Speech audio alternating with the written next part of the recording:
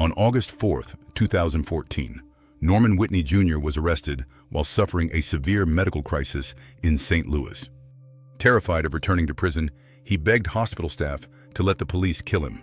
A suicide by cop. His father, Norman Whitney Sr., would later file suit to uncover why his son was left to die. Defendant Officer Shelley Sharp was the eyes of the medical unit, tasked with monitoring several high-risk detainees. At 9:05 a.m. on August 10th, Sharp saw Whitney pacing near his shower. Then, the surveillance lapsed. The case, Whitney versus City of St. Louis, centered on a tragic 14-minute window of unsupervised despair. The claim alleged a violation of the 14th Amendment via 42 U.S.C. Section 1983 for deliberate indifference. Plaintiff argued the jail failed to act despite Whitney's clear history of suicidal ideation and medical fragility. Crucially, a jail medical practitioner knew Whitney was suicidal, but failed to notify the officers on the floor. Plaintiff presented evidence that the 14-minute lapse in monitoring was the direct cause of Whitney's death. Sharp's strongest defense was simple.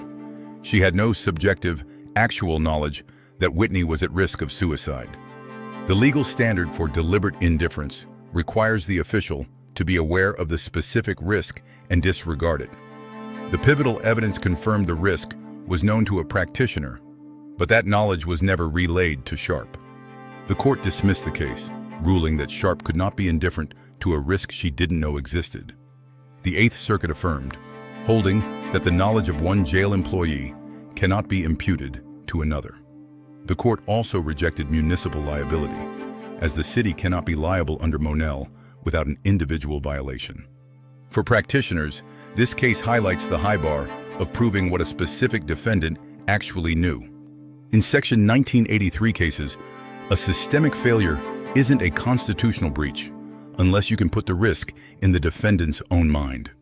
To survive a motion to dismiss, you must bridge the gap between institutional notice and individual knowledge.